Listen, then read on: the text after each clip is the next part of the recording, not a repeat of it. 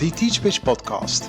We are very excited to be launching a series of interviews for TeachPitch, a global community of 50,000 subscribers from over 205 countries to date. And for these interviews, we have selected a number of subscribers who have achieved great things. And by great, I mean amazing. Think of former presidents, entrepreneurs, people who've built hospitals, huge non-profit organizations, successful journalists, doctors, etc. And what all our guests have in common is that despite their great success, they've encountered many enormous challenges. So what were these challenges and how did they overcome them? That's what we're going to be talking about here.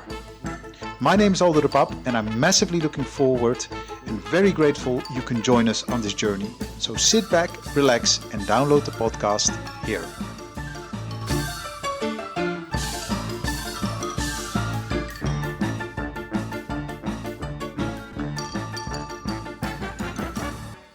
How to rebuild the Ancient Library. What I did was I decided to hire very young people who were not already set in their ways or hadn't learned the bureaucratic approaches, because I want them to do a job that's not like anything else in Egypt, arguably even not like anything else in the world.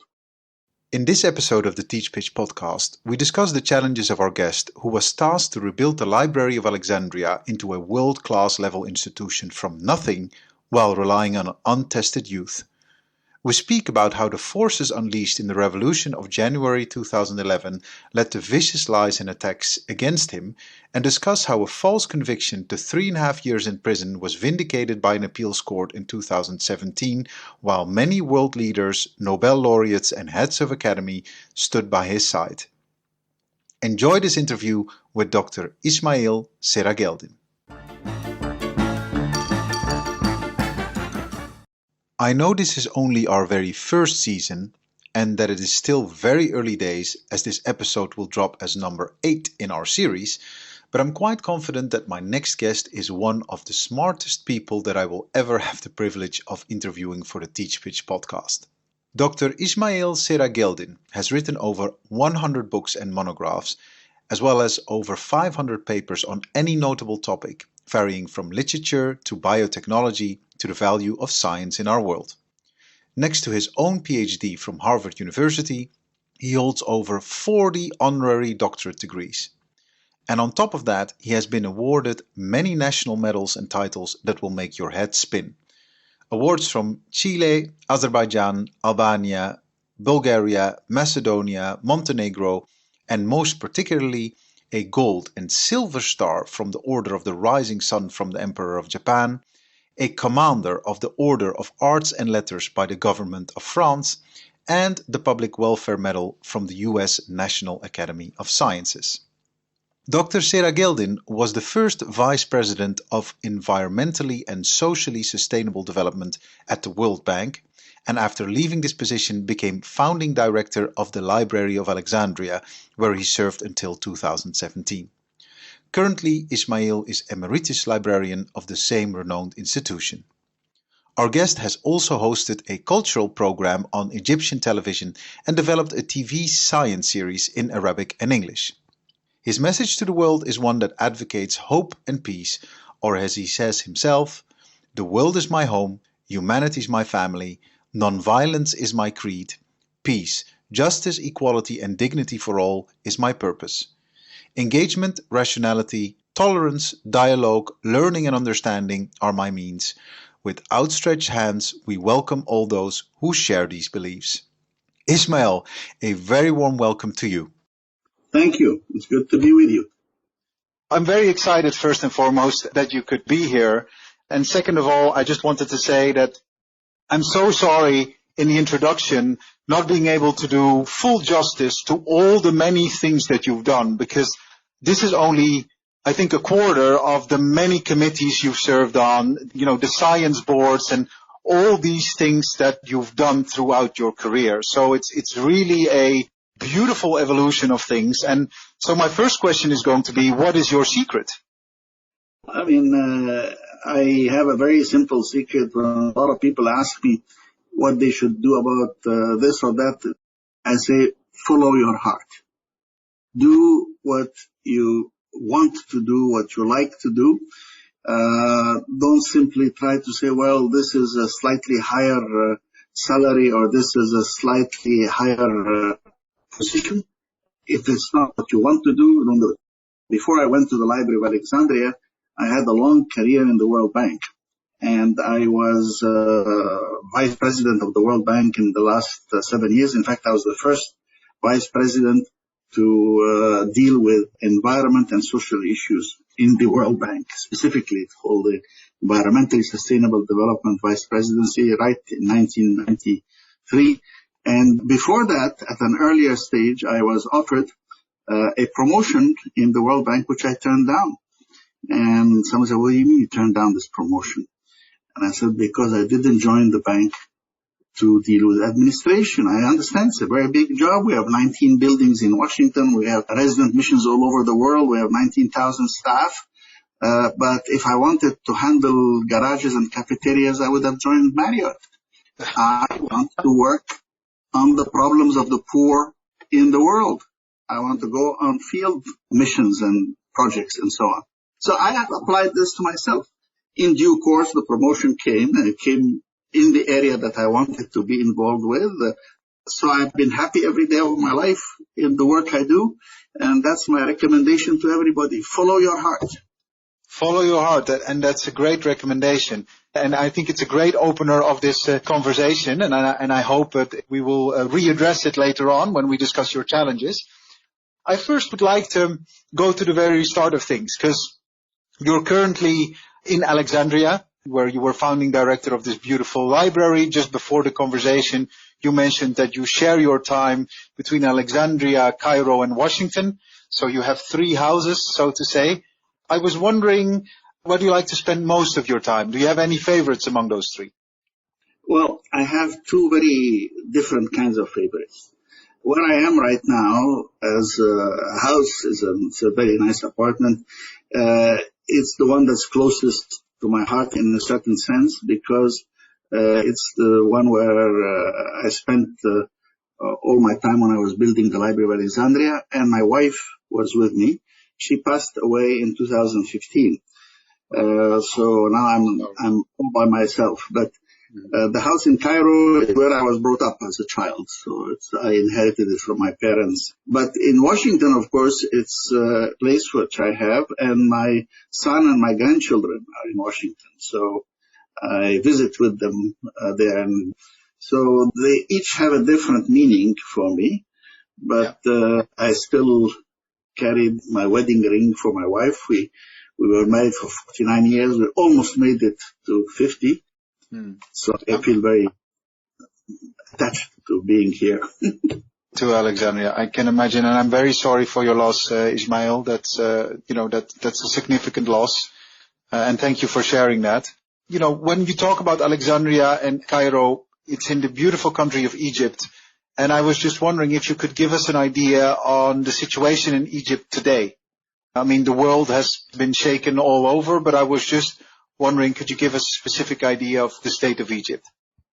Egypt is doing reasonably well in terms of economics. It has a very solid government, a very powerful, solid government. The president is very strong, and it's important to note that while we look around us and we see terrible disasters in Iraq, in Syria, in Lebanon, in Libya, in South Sudan, in Somalia, etc. In Egypt, the state is present. The machinery of government works, and people are moving along. They seem to be reasonably happy despite the COVID. But we have, of course, had a huge blow because Egypt depends a lot on tourism.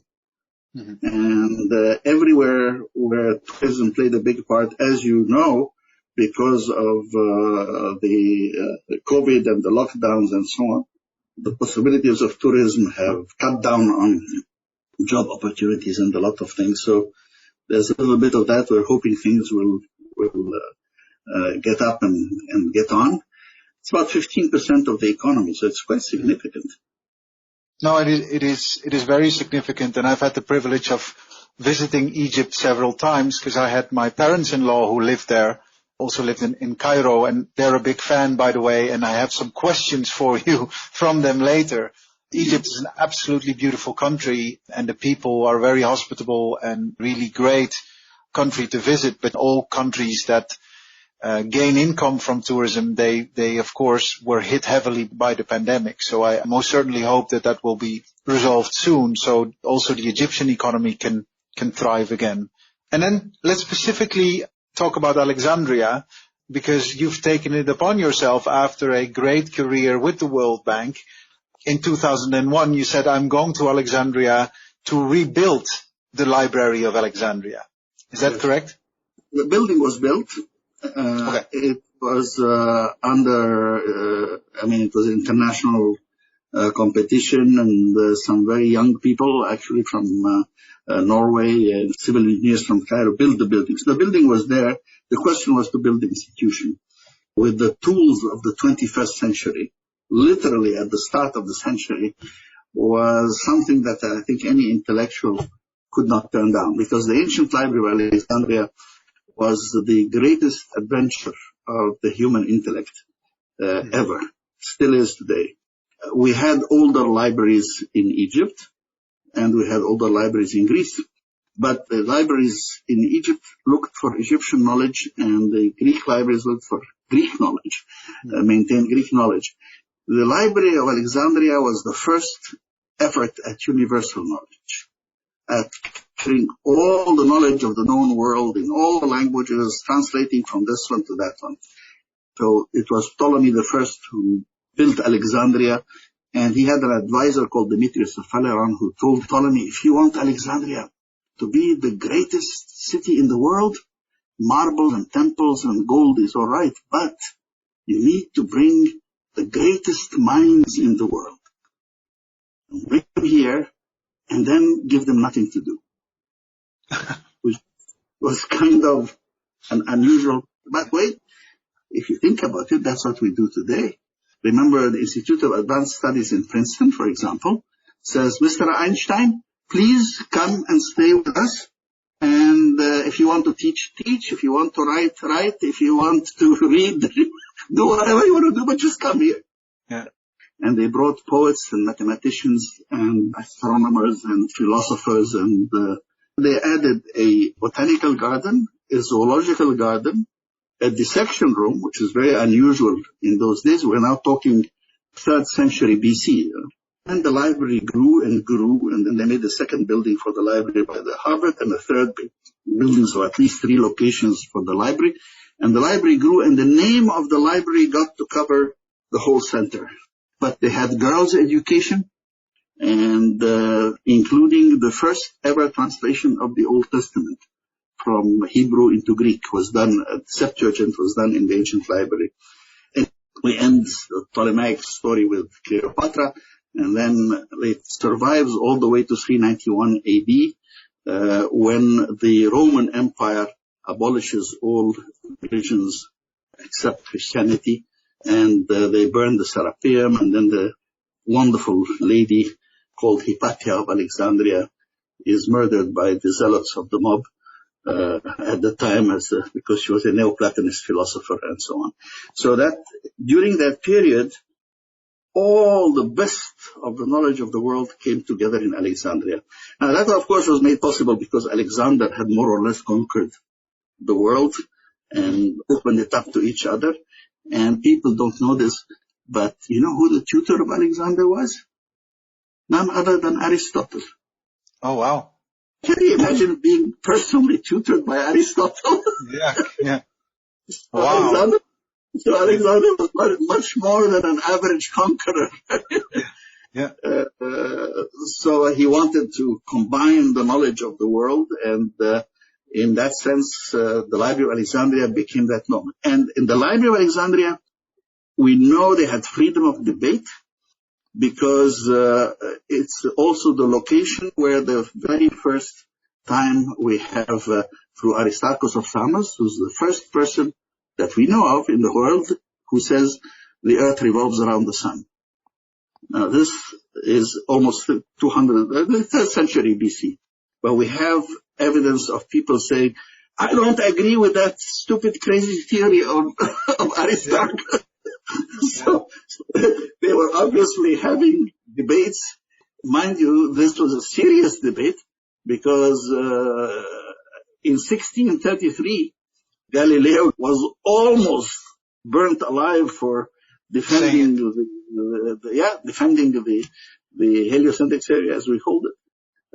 Forebears the 3rd director of the library, a man called Eratosthenes, who, among other things, calculated the circumference of the Earth and the distance to the Earth to the Sun, and did a lot of things. He was the father of geography and was a grammarian. He was the director of the library, and we had these employees, these great scientists, including actually Euclid, who he looked to the greatest poet of the Hellenistic period, a man called Callimachus, and told him, writing poetry is something great. Do it on your spare time. Do something useful. Write a catalog for the library. That's still how we do bibliographies today. Yeah.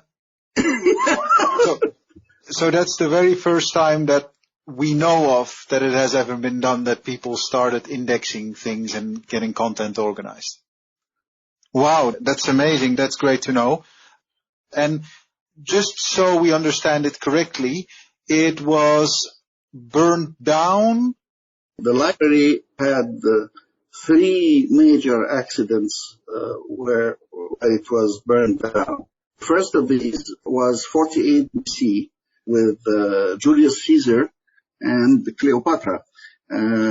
When Julius Caesar came to Egypt pursuing Pompey, Cleopatra was kind of excluded. Her brother Ptolemy XIII with his advisors were ruling, and she managed, and that part of the myth is true, she managed to have herself rolled in a carpet which was smuggled into the camp of Caesar, and the carpet was open and there she was, and she convinced him to stand by her. And at that time, then the Egyptian Navy was twice the size of the Roman Navy, and they were all in the harbor. And Caesar, in one of his great military moves, pulled his Roman soldiers from the ships onto the land, held the land, sent all the ships there, sending both fleets to the bottom, including the Egyptians with their soldiers. And then within 48 hours, the rest of the Roman legions entered into Alexandria. And this was recorded as the Alexandrian War. But while that huge conflagration in the harbor occurred, one of the buildings of the library next to the harbor was burnt to the ground. And depending on who you read, 50,000, 100,000, 400,000 books of scrolls were burnt. So that was the first big fire of the library, and I had to defend Cleopatra. First of all, she was not very beautiful, but she had amazing charisma and personality. She was very well educated. She spoke 5 languages. She wrote poetry. She did arithmetic. And when you may ask, well, how come she was not that beautiful that Julius Caesar and Mark Antony both fell madly in love with her? And my answer is that it's not just sex appeal, because remember that both Caesar and Mark Antony, who was then emperor of the Eastern Empire, had all the slave girls. They could just snap their fingers and have the most beautiful slave girls of the empire. So it wasn't just the appearance, it was the personality and everything else that made her so special. And my ultimate proof of this is that, leaving aside her story with Caesar, after Caesar's murder in Rome, she comes back to Egypt. Antony then, after the Civil War, the death of Caesar, he becomes the emperor of the Eastern Empire. And what is the way for Antony to get to Cleopatra's heart? He gives her all the books in the library of Pergamon, 200,000 books, from Pergamon to Alexandria. And my question is, now, what kind of a woman is it that the way to her heart is a massive book donation to the library? Mm-hmm. And I answer, my kind of woman.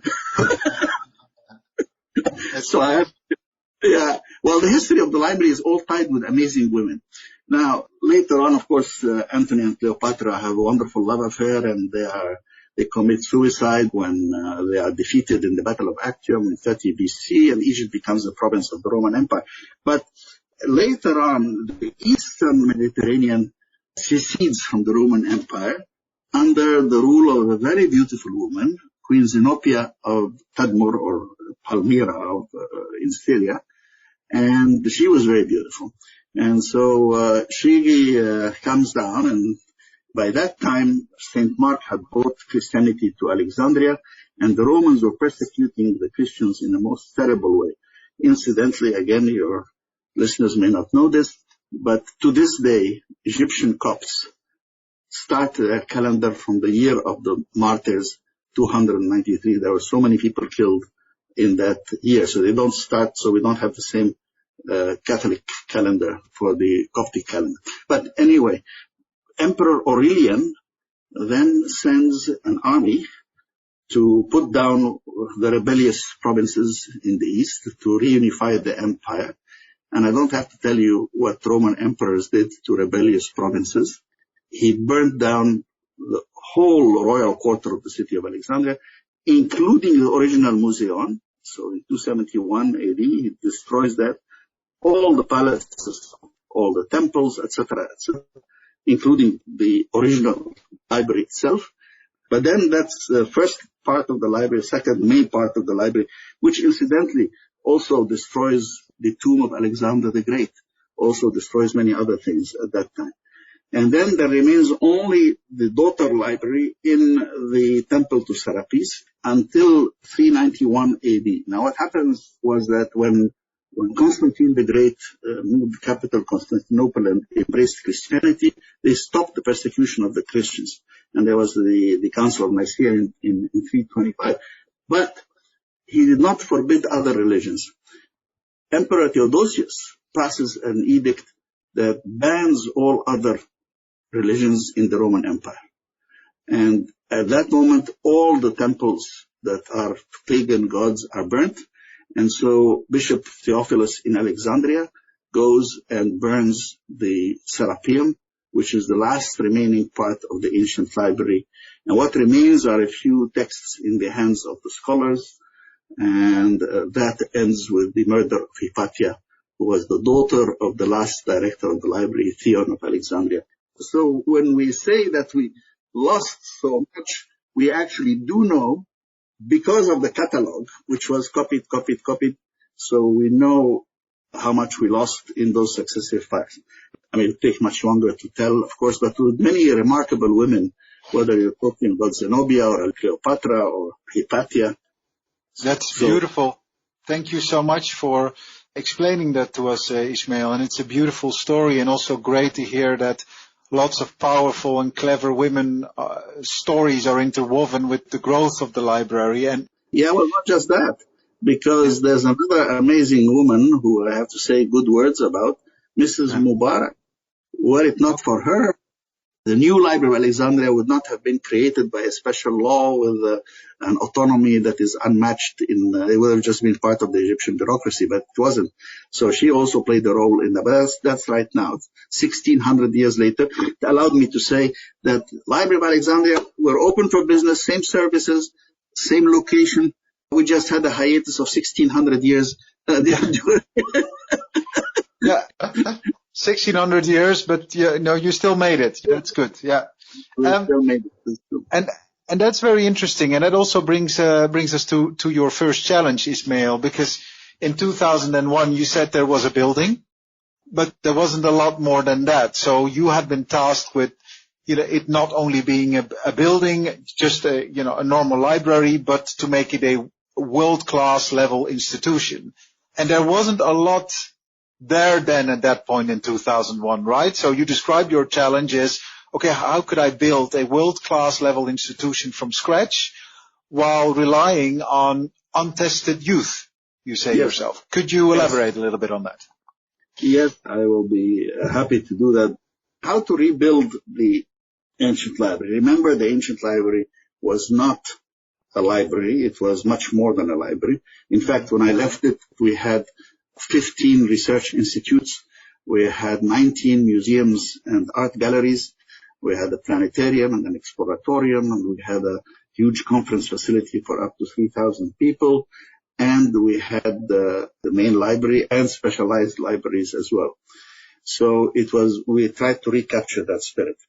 And what I did was I decided to hire very young people who were not already set in their ways or hadn't learned the bureaucratic approaches, because I want them to do a job that's not like anything else in Egypt, arguably even not like anything else in the world. And I want them to participate with an open mind, participate with new ideas. And over a 17-year period, I started with zero. I left them with 2,400 staff. Wow. We received huge gifts from overseas, 500,000 volumes from France. I got from the Netherlands 420,000 books. Those were part of the Royal Tropical Institute. So I was able to collect very quickly a lot of things, even though budget-wise, of course, we didn't have that much. This was, for many people, it was a big gamble. They said, how are you taking all these inexperienced people? I said, well, I have a few highly experienced, but quite few. And I put them in advisory positions, not in the leadership positions, but in advisory positions where they would train the best of a group of young people, becomes a team leader, and then later on team leaders would grow, which resulted in people asking me, what's the average age of the library? And I said, 31 years.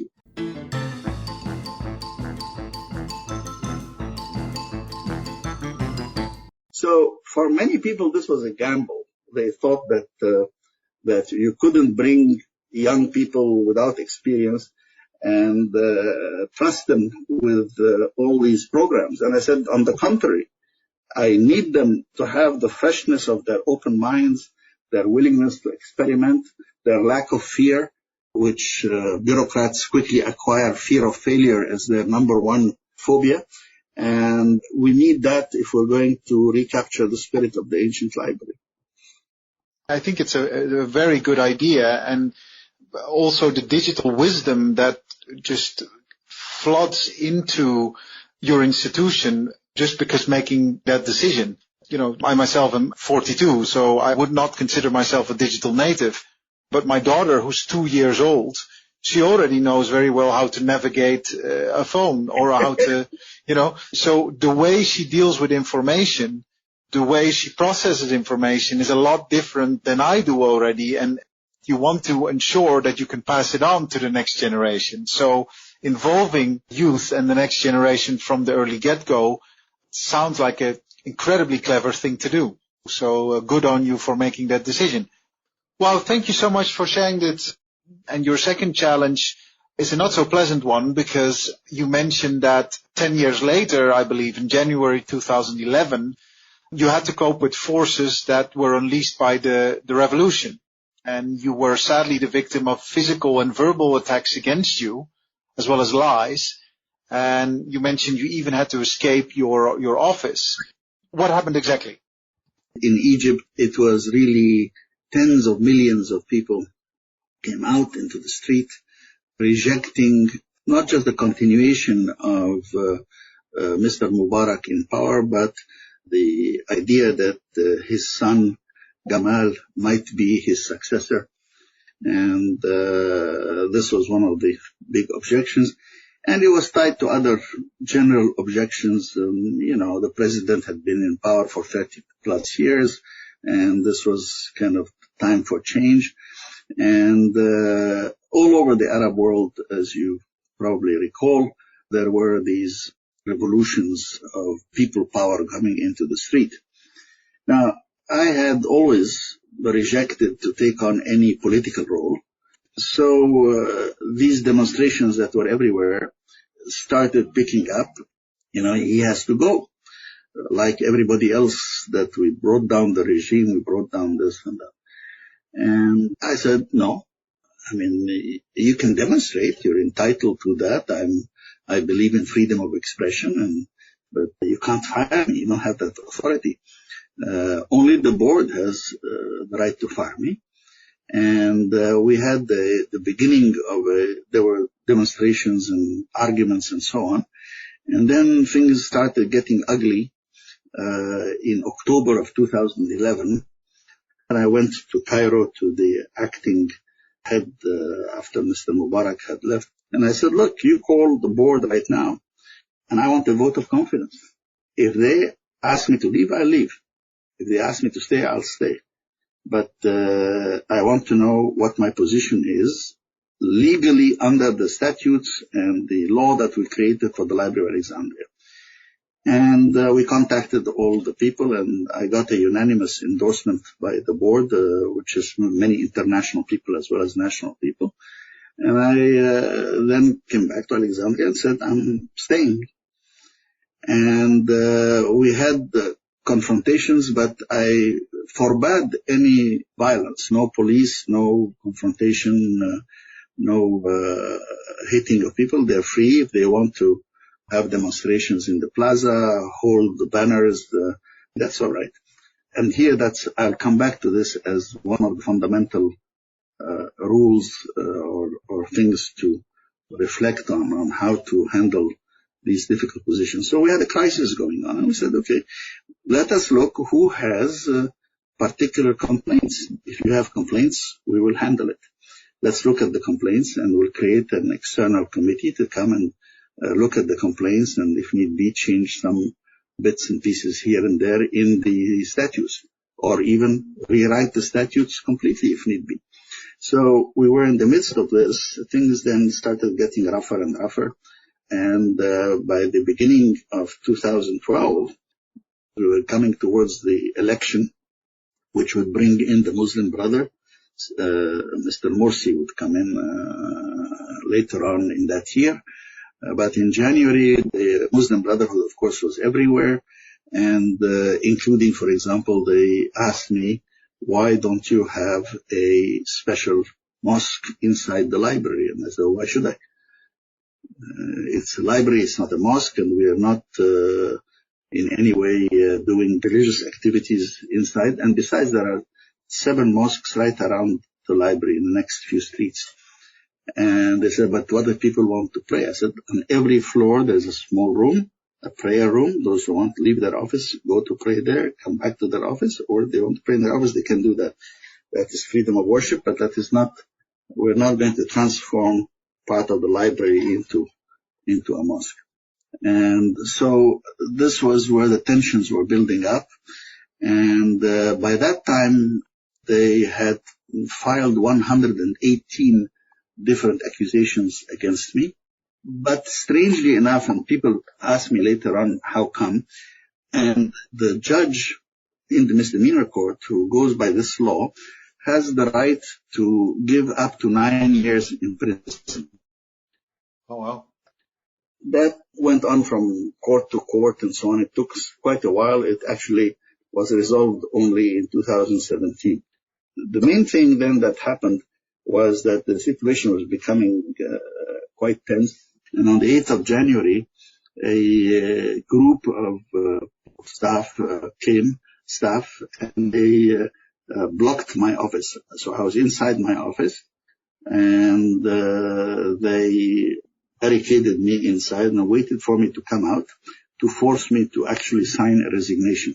And I said, well, you didn't convince me that I should resign, and the board asked me to stay, so I'm staying. And I'm keeping the library open despite your best effort because of the students who want to study and come to the library to study. And so we were blocked there, but then I had the governor and others who would come in and talk to me and then go out again, and I was managing my affairs.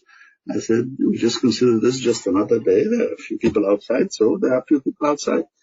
And then what happened was, right next to, not very far from the library, is the headquarters of the Egyptian Navy. Egyptian Navy's headquarters are in Alexandria. They're not in Cairo. And the head of the Navy called me and said, we have problems. People don't want to go and so on. He says, okay, I will send you the Egyptian equivalent of the U.S. Navy SEALs. Now, these are incredibly impressive young men. I mean, they're huge. Let me start out by telling you. So he sent 12 of these, and then they came to my office and they said to me, there is no way to convince these guys to read and so on. But don't worry, there's about 70, 80 of them, but that's nothing. And looking at these guys, I believe. He says, we're going to do like an inverted V, and we put you in the middle, and we're going to go out, and, we'll go right through and so on. Yeah. And then he said, however, I cannot guarantee the safety of the ladies. Colleagues are outside. It's still going to be a fight. I mean, you will not feel it because we will be surrounding you on all sides. Yeah. And I said, no, I refuse. First of all, I can't accept that any of my colleagues would be put at risk. So we talked about that, and they said, well, how about we take you out of the window on the 5th floor? And I said, fine. But then let's avoid, hurting anybody. And they took me out. I went down 3 floors, went down through another window, and then left the building. But I was very happy. We never had a confrontation that turned violent. Mm-hmm. There were a few more demonstrations and so on.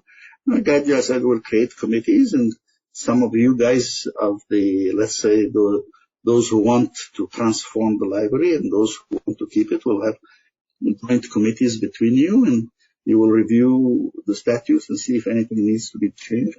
In the meantime, the 118 accusations that becomes 3 accusations and ultimately worked out, so things went back to normal more or less. The library is a national institution. It is not subject to the politics of the president in power. Wow. And they survived that whole period. At the end of that, I decided they wanted me to stay another 5 years, and I said no, that I would be leaving within a year, 2017, because one of the duties of any founder of an institution is to know when to leave. Yeah. And so you need a year to find a substitute for me. And then the judge at the lower court of the misdemeanor court, local misdemeanor court, decided to give me 3.5 years in prison, which, it's in the law as I explained at the beginning, but it really is totally out of sync. And in fact, there was an explosion, even in Egypt, objections and saying this is ridiculous. This man should be receiving a medal, not receiving this. That's good. And then your third challenge, indeed, as a consequence of these political attacks, you were convicted to 3.5 years in prison by the lower local misdemeanor court. And then you first had a national wave of support, and a wave is an understatement. The next day, it was in the papers. People were writing articles. Internationally, people organized for my case.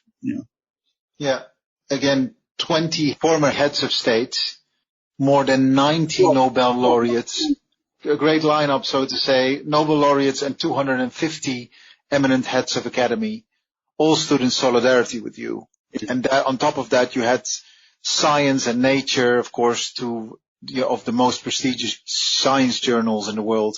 They wrote editorials to support you. How did that make you feel?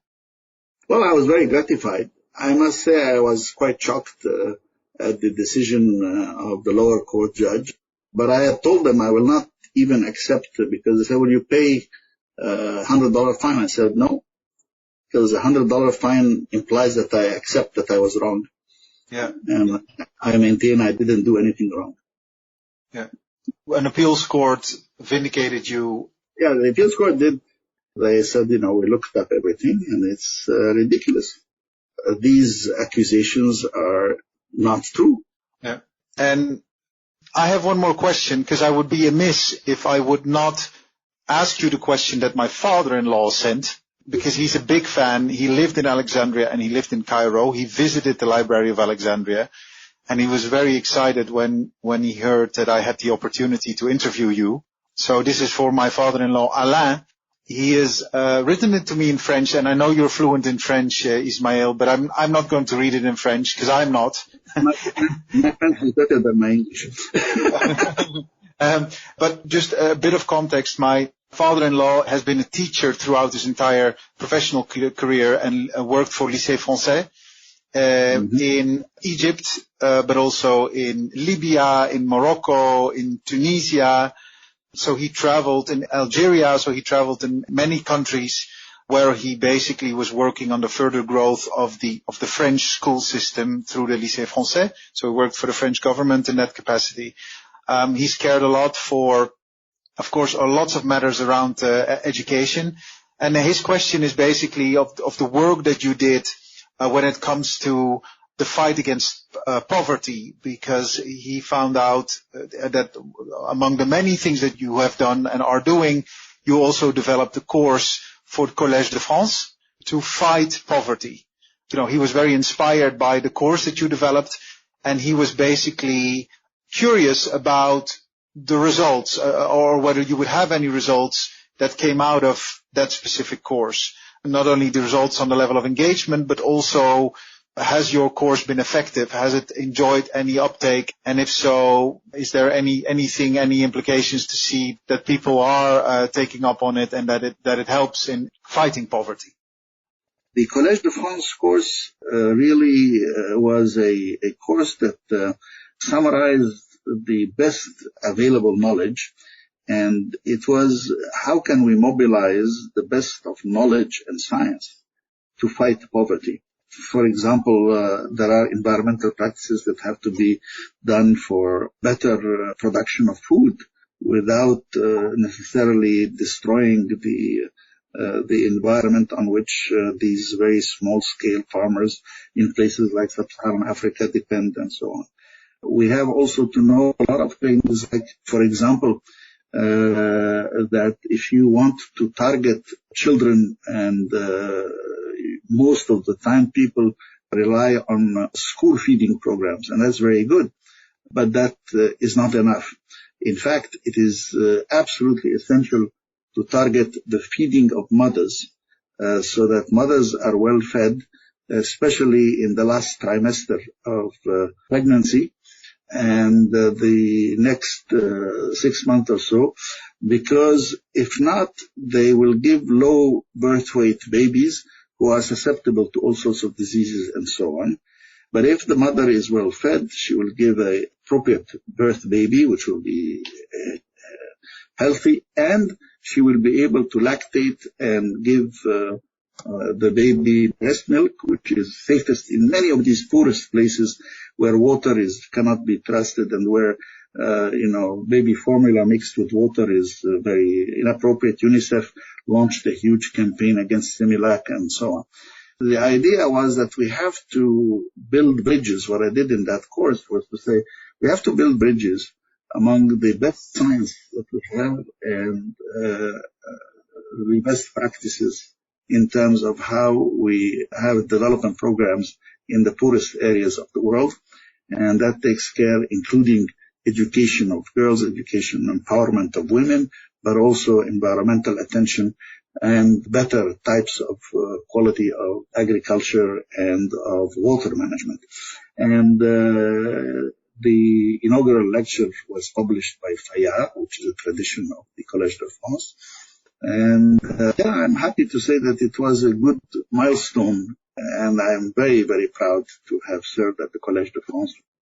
Wow. Thank you for pointing out the essential work you did for the Collège de France. And yeah, Ismail, thank you so much. We're almost at the end of this interview, and we could talk for hours and hours more. So I definitely would like to have you come back if you want to, because we have so many more things to discuss.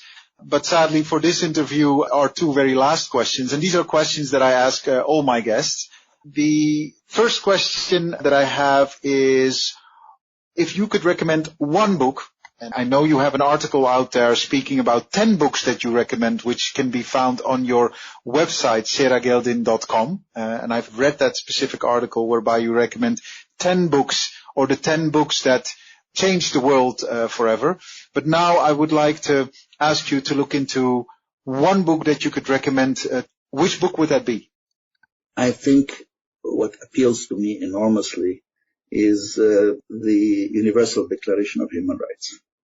I think it was a moment in history with Eleanor Roosevelt played a very central role in that, where coming out of the monstrosities of Second World War, the United Nations is created, but beyond the general opening declaration of the United Nations, there is this idea that human beings are all equal and that there is a fundamental set of rights that we have by the right of being human.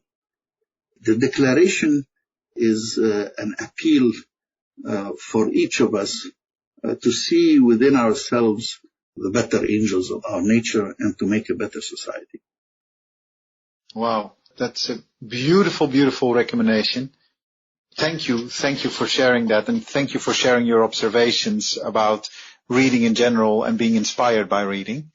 And then the very last question. So let's now turn the tables. This is your podcast series. Who would you want to interview? Amartya Sen is a very distinguished professor. He's a very, very profound thinker and very widely read. He's thought of mostly as an economist, but he's also a philosopher. He has had his entire career. He has had a dual appointment both as Department of Philosophy and Department of Economics.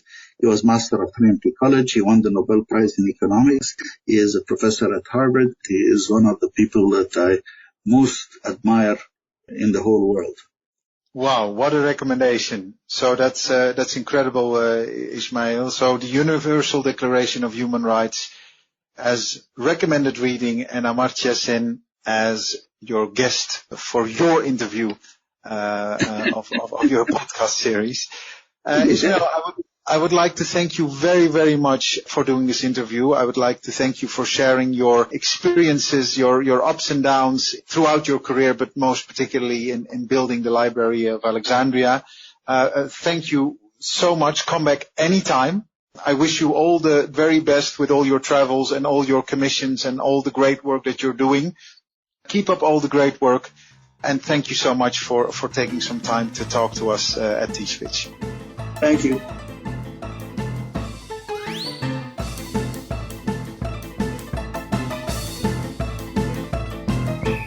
If you liked this episode of the TeachPitch podcast, then it would mean the absolute world if you could share it with your friends and or give it a short review on your preferred podcast platform. The more you share your ideas about these interviews, the more people will find out about them. So do let us know what you think. We'd be very, very grateful. Special thanks to Kevin MacLeod for our beautiful theme music, Le Grand Chase. This podcast was produced and edited by Natalie Piles. Project coordination by Inva Cheney.